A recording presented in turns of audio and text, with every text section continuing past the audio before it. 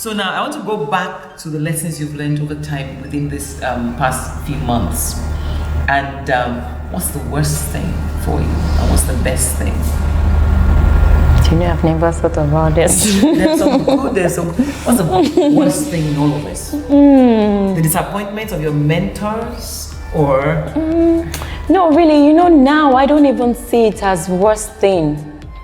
It's because my mind is in a state that if anything happens, I don't see it as it's bad to me.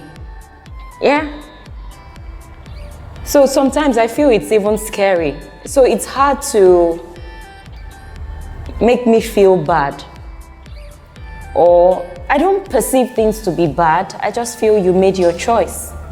So I won't. So you made your choice. Yes. You've been quiet for 17 years. So that choice now people are slapping you. Why did she keep quiet? You know what I mean? Yes. And I decided, the person that made the choice then decided to make the choice to speak up now. So whoever decided, oh, I'm deciding not to speak, not to say anything about this matter, even though I know something about it, it's also a matter of choice. And I respect people's choices, really. It's based on their mindset, it's based on their understanding, and I respect it.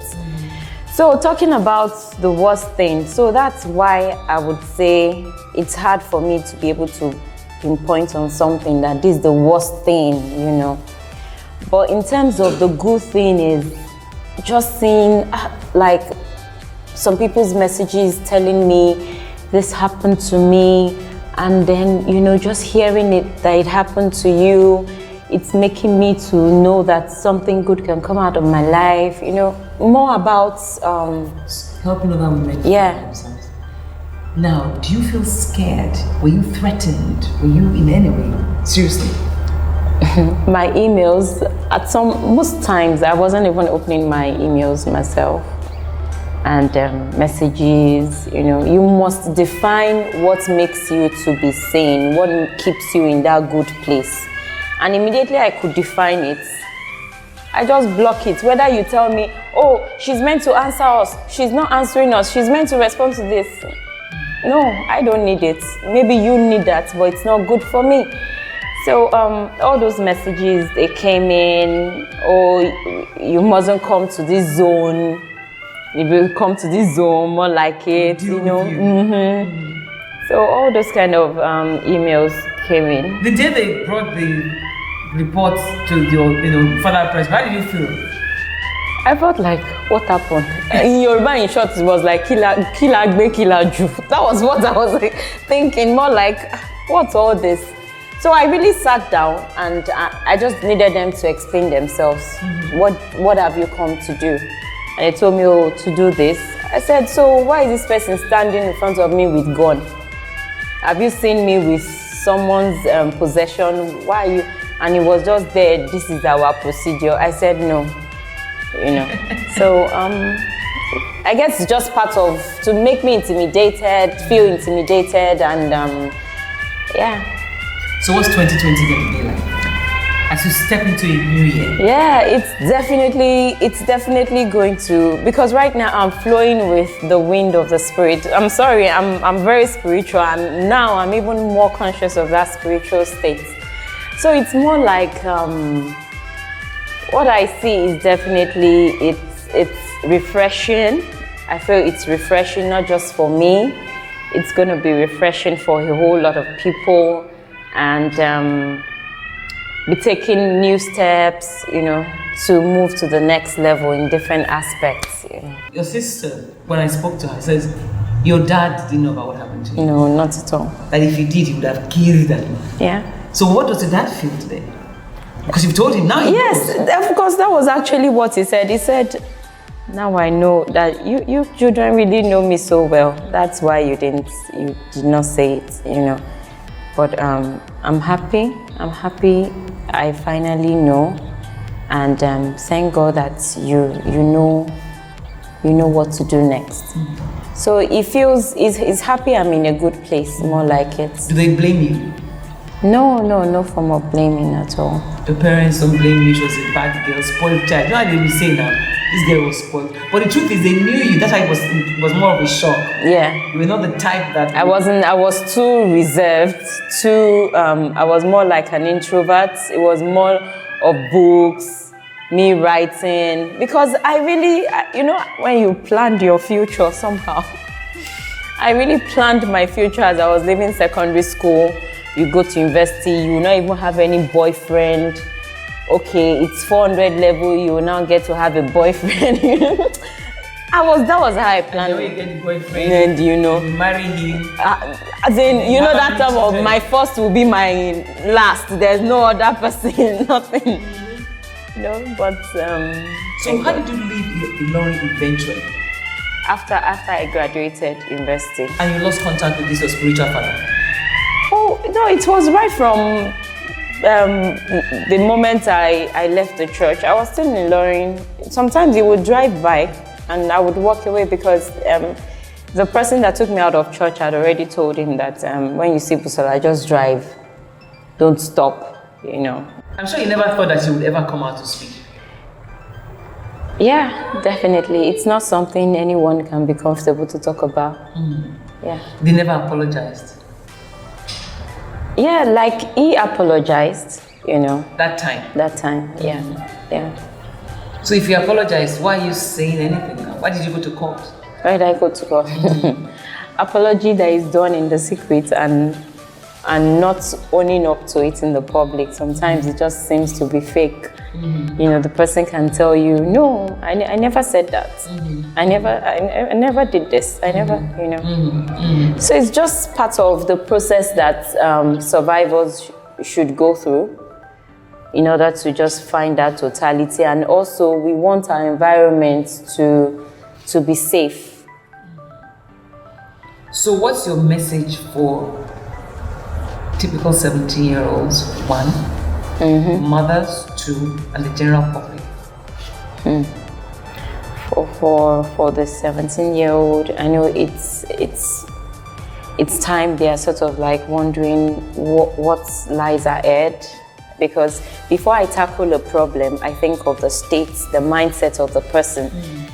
So it will be more like I want to be like this auntie. Possibly they have like a mentor, they have someone they're just admiring. It might be anyone. They need to just calm down, analyze what you admire in a person. When you analyze what you admire in a person, write it down. And then ask yourself, is this all to it? Or is there more? And then after analyzing all that, they can begin to decide, how am I going to actually build myself? The first thing is not to reach out to the person. Is to know how. What are the things I should be doing now? Should I read a book in terms of leadership? Should I read a book? Because some will say, oh, I like the way this person speaks. So what did you admire in your spiritual father? It was more, this whole story. The way he actually preaches, he used to preach then, it was more like fire, like, wow, this person, he would preach, would sell out our souls to God, more like we can do everything. Go on the streets to go and evangelize, could do everything, just we're so dedicated to God, and it was based on the words.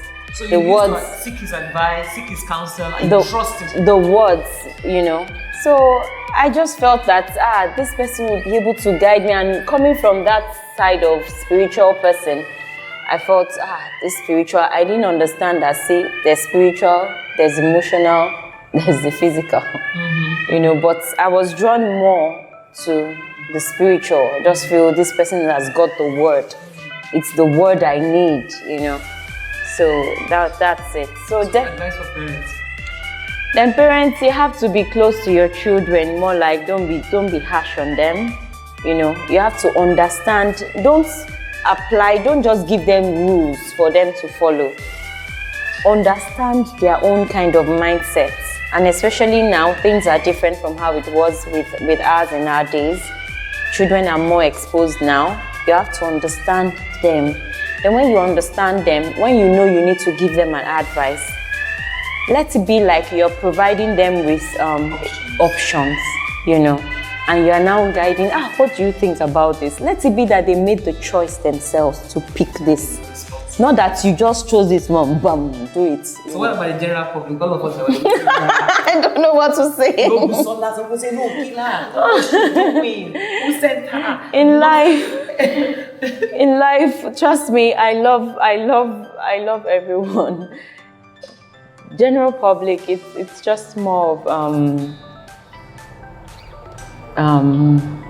Don't judge.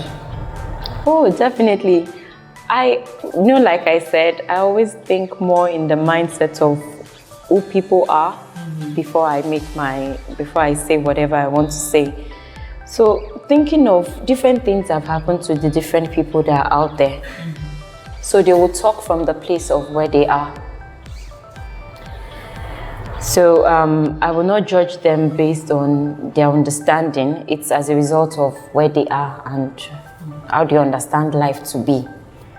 So just know that circumstances are different for all of us, you know. So you cannot say, because this is how it is with you, this is how it will be with another person. And you cannot judge our response. It can never be the same. It's like having 5 photographers in the same room. You keep something here and you tell us, take a picture of that thing. We will never take it the same way.